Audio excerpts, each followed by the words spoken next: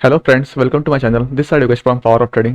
चलिए देखते हैं मार्केट आज कैसे ओपन हुआ, कैसे उसने मूवमेंट दी और मार्केट कल कैसे ओपन हो सकता है और कैसे मूवमेंट दे सकता है। तो स्टार्ट करेंगे हम 3 मिनट के चार्ट से।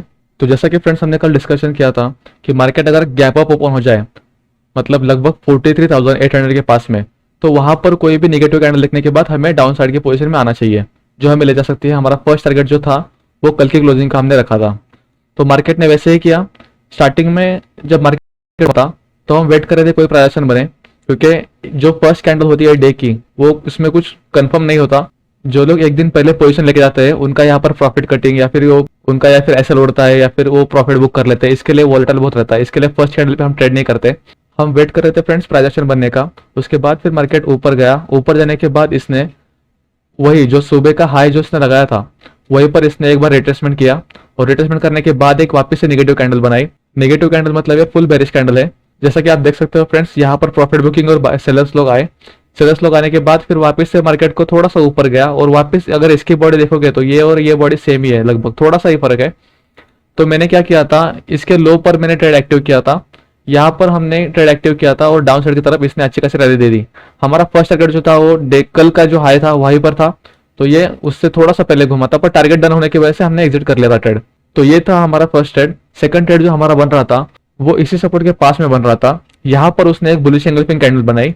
तो बुलिश एंगल्फिंग कैंडल बनाने के बाद हम वेट कर रहे थे, क्योंकि मार्केट रिट्रेसमेंट को भी जा सकता था यहाँ से और वापस एक बार डाउन साइड की तरफ आ सकता था, इसलिए हम वेट कर रहे थे फ्रेंड्स। तो वापस इसने बुलिश एंगल्फिंग बनाने के बाद में एक इनसाइड कैंडल बनाई इसी के अंदर, ये कैंडल के अंदर इसने एक इनसाइड कैंडल बनाई। तो जैसे ही इसने एक इनसाइड कैंडल बनाई तो हमने क्या किया, इनसाइड कैंडल का जो हाई है उसके ऊपर ट्रेड हमारा एक्टिव किया, और हमारा स्टॉप लॉस जो था वो इनसाइड कैंडल का ही लो था, क्योंकि ये इसकी हाफ बॉडी भी थी और इनसाइड कैंडल भी बहुत, और इनसाइड कैंडल भी थोड़ी सी बड़ी थी, इसलिए हमने इसका स्टॉप लॉस लगाया। और आप देख सकते हो फ्रेंड्स, टारगेट इसने बहुत अच्छा खासा दे दिया है। उसके बाद फिर हम कोई प्राइजेशन का वेट कर रहे थे। तो ऊपर जो था, जैसा कि मैंने कल बताया था कि 800 और 900 का हमारे लिए स्ट्रॉन्ग रेजिस्टेंस है, तो उसने वापस से इसका ऊपर ब्रेक किया। तो हम वेट कर रहे थे कि अगर ये डे हाई को ब्रेक करने के बाद अगर रिट्रेसमेंट करके ऊपर जाता है तो हम इसके ऊपर ट्रेड बाय करने वाले थे, पर उसने वैसा नहीं किया। उसने वापस क्या किया, इसको नीचे के लेवल पर ब्रेक किया एक बार, और ब्रेक करने के बाद हम कंफर्मेशन का वेट कर रहे थे। तो ये पूरी रेड कैंडल है, इसमें इसमें साफ दिख रहा था कि कोई भी बायर यहाँ पर एक्टिव नहीं हुआ, जो कुछ भी है वो सेलर्स का ही गेम है आज का। तो यहाँ पर भी एक ट्रेड बन रहा था, तो यहाँ पर एक एंट्री हम ले सकते थे, और हमारा स्टॉप लॉस जो था वो इसका हाई होना चाहिए था। तो ये भी एक ट्रेड बन रहा था। उसके बाद फिर अगर हम देखेंगे तो यहाँ पर एक बार, दो बार और तीसरी बार मार्केट यहाँ पर रिटेस्ट के लिए आया था।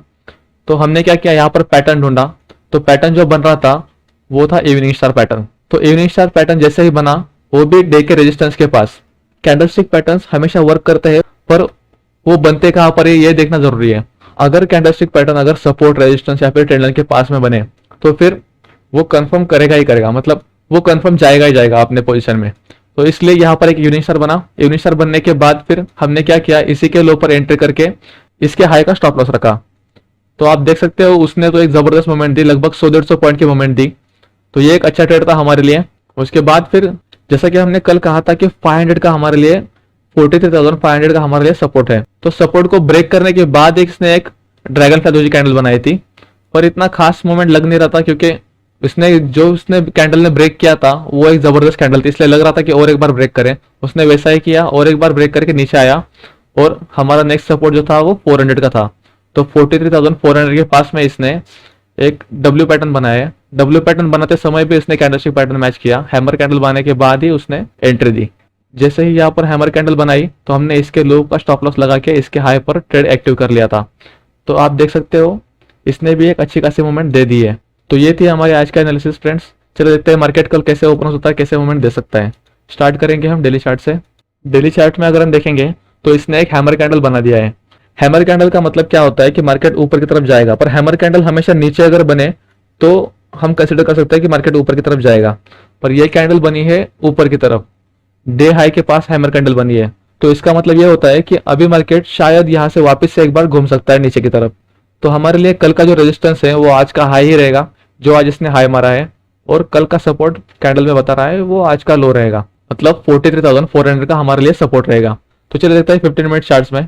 15 मिनट चार्ट्स में अगर हम देखेंगे तो आज का जो हाई है वही हमारे लिए सोमवार के लिए रेजिस्टेंस का काम करने वाला है, और आज का जो लो है वही हमारे लिए सपोर्ट का काम करने वाला है। अगर मार्केट कल फ्लैट ओपन होने के बाद अगर ये रेंज को अगर ब्रेक करता है अपसाइड की तरफ वापस से एक बार, मतलब 43,850 को अगर ब्रेक करता है, तो हमारे लिए वापस से एक बार टारगेट हो सकते हैं 44,000 का। तो ये 44,000 का टारगेट जो है वो थोड़ा सा मुश्किल है, क्योंकि यहाँ पर ट्रेड करना थोड़ा सा रिस्की हो जाएगा, क्योंकि ऑलरेडी ये रेजिस्टेंस के पास पहुंच चुका है। और इसके लिए रेजिस्टेंस जो फर्स्ट रहने वाला है वो 950 का होना चाहिए। 43,950 का इसके लिए फर्स्ट रेजिस्टेंस है और 44,000 का इसके लिए सेकंड रेजिस्टेंस है। यहाँ पर अगर कोई नेगेटिव कैंडल बनती है तो मार्केट के लिए सबसे बेस्ट रहेगा डाउन साइड की तरफ जाने के लिए। अगर मार्केट कल फ्लैट ओपन होने के बाद नीचे की तरफ आना स्टार्ट कर दे तो हमारे लिए फर्स्ट जो सपोर्ट होगा वो 43,500 का फर्स्ट सपोर्ट है, और सेकंड जो सपोर्ट है वो हमारे लिए आज का लो मतलब 43,356 का हमारे लिए सेकंड सपोर्ट है। अगर मार्केट इसके बीच में अगर रहती है तो ये हमारे लिए ट्रैप जोन हो सकता है, हमें वेट करना पड़ेगा यहाँ पर कोई भी प्राइस का। अगर मार्केट यहाँ पर नेगेटिव कैंडल बनाने के बाद अगर नीचे की तरफ आती है तो हम थोड़ा सा अवॉइड करेंगे ट्रेड को, मतलब अगर 43,000 को ब्रेक करने के बाद ये वापस एक बार रिटेस्ट को आए और उसके बाद फिर डाउन साइड में हम जा सकते हैं। अगर मार्केट कल गैप डाउन ओपन होता है मतलब लगभग 43,300 या फिर 43,200 के पास में, तो यहाँ पर हमें वेट करना पड़ेगा कि मार्केट वापस से एक बार इस चैनल के अंदर आ जाए। अगर वापस से एक बार मार्केट 43,400 के पास में आता है और एक बार रिटेस्ट करता है इसी लेवल को, तो हम वापस से एक बार अपसाइड के पोजीशन में जा सकते हैं। हमारे लिए स्ट्रॉन्ग सपोर्ट जो है वो 43,200 का फर्स्ट सपोर्ट और 43,100 का सपोर्ट है, तो इसलिए हम वेट करेंगे फ्रेंड्स इसी लेवल पे कोई भी बुलिश साइन देखने का। अगर मार्केट कल गैप अप ओपन हो जाए मतलब लगभग 44,000 या फिर 44,100 के पास में, तो यहाँ से भी एक प्रॉफिट बुकिंग आ सकती है, आने एक्सपेक्टेड भी है। यहाँ पर अगर कोई नेगेटिव कैंडल बन जाए 44,000 या फिर 44,100 के पास में, तो एक बार ना एक बार रिटेस्ट के लिए आना ही आना है इसको।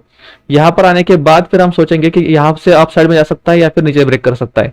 अगर यहाँ पर आने के बाद जो आज का जो हाई है, तो सोमवार को अगर मार्केट ऊपर ओपन होने के बाद अगर नीचे को आता है और इसी का सपोर्ट लेने के बाद अगर कोई यहाँ पर प्राइस बनाता है अपसाइड की तरफ, तो फिर वापस से हमें एक बार रैली मिल सकती है जो कि हमें ले जा सकते हैं 44,200 और सेकंड टारगेट जो हमारा होना चाहिए वो 44,300 का।